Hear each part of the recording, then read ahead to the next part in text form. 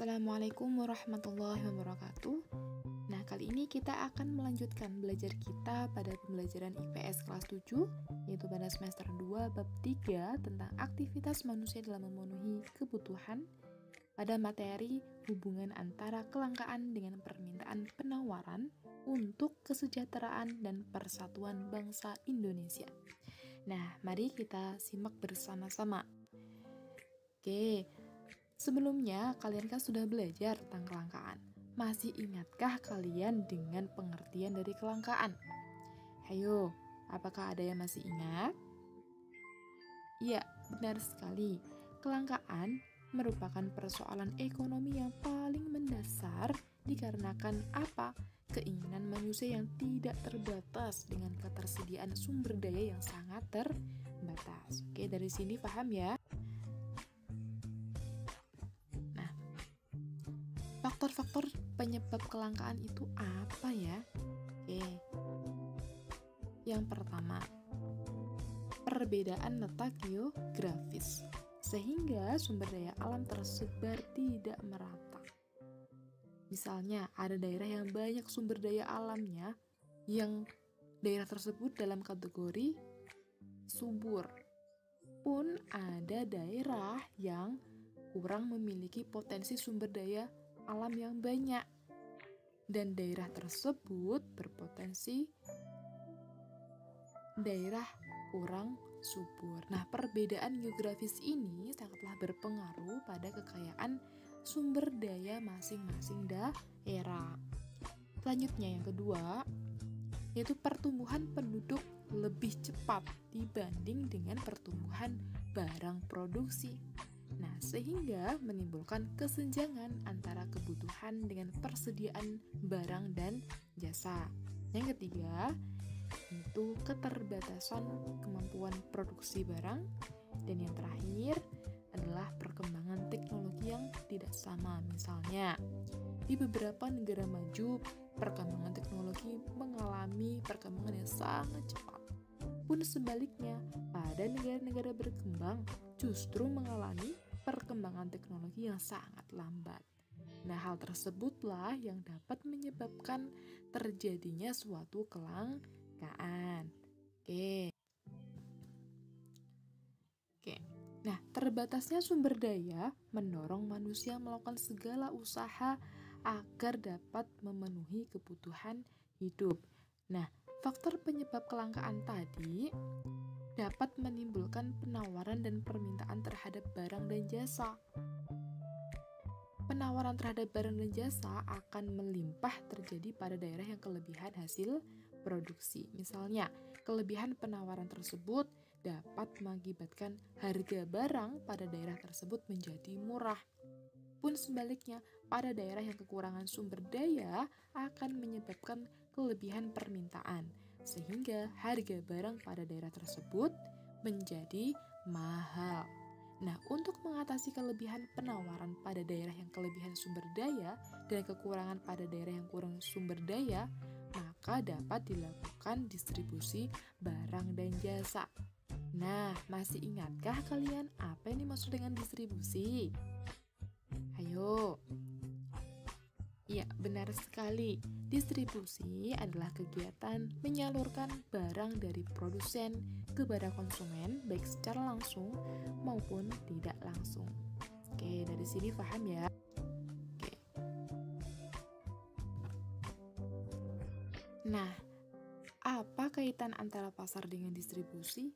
Sesuai dengan fungsinya, pasar merupakan tempat promosi, distribusi, dan pembentukan harga. Pasar merupakan tempat terjadinya transaksi jual beli. Nah, kaitan antara pasar dengan distribusi adalah pasar merupakan tempat atau lembaga untuk mendistribusikan barang dan jasa dari produsen ke konsumen.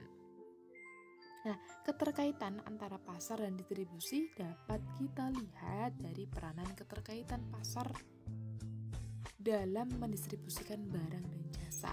Nah, kira-kira peranan keterkaitan pasar dengan distribusi apa ya? Oke, yang pertama, mempermudah konsumen memperoleh barang konsumsi. Nah, dengan adanya pasar dan distribusi, barang dan jasa yang dihasilkan produsen dapat dinikmati oleh konsumen, baik melalui pasar tradisional maupun modern. Yang kedua, membentuk terciptanya harga barang yang stabil. Nah, dengan adanya pasar, barang-barang dapat tersalurkan kepada konsumen. Nah, proses penyaluran akan membuat harga relatif stabil.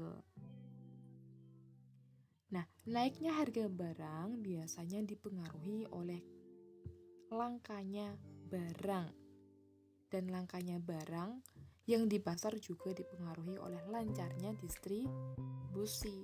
Apabila distribusi lancar, maka barang selalu tersedia di pasar dan harga akan relatif stabil.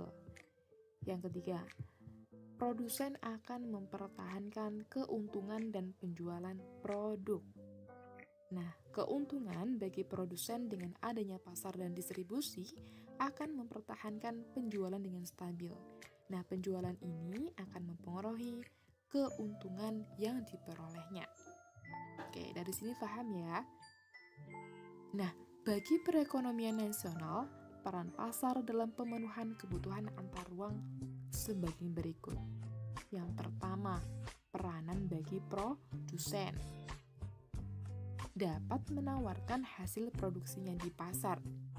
Nah, sehingga pasar dalam hal tempat penjualan sekaligus tempat promosi bagi produsen, dan lewat pasar inilah produsen dapat mengembangkan usahanya. Yang kedua, peranan bagi konsumen. Dapat memenuhi kebutuhan melalui pasar. Semakin luas pasar, semakin pula mempermudah konsumen untuk memperoleh barang yang dibutuhkan. Oke, yang ketiga, peranan bagi pembangunan. Karena pasar menyediakan barang dan jasa yang bermanfaat dan diperlukan dalam pembangunan, pasar dapat mendorong pembangunan daerah dan dapat menambah pendapatan daerah. Yang keempat, peranan bagi sumber daya manusia. Peranannya apa? Yaitu dapat menyerap tenaga kerja. Jadi, semakin luas pasar, semakin pula membuka kesempatan kerja bagi masyarakat. Artinya, dapat menyerap tenaga kerja dan dapat mengurangi pengangguran. Oke. Nah, kira-kira cara mengatasi kelangkaan itu bagaimana ya? Yang pertama, menghemat penggunaan sumber daya alam. Yang kedua, memelihara sekaligus melestarikan sumber daya alam dengan kontrol yang baik. Yang ketiga, menciptakan alat pemuas baru berupa barang pengganti atau yang biasa disebut dengan barang substitusi.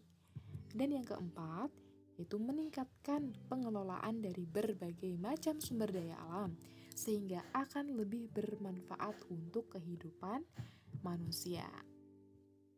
Nah, ketersediaan sumber daya antar daerah itu tidak sama. Ada sebagian daerah yang kelebihan sumber daya dan ada sebagian daerah lain yang kekurangan sumber daya.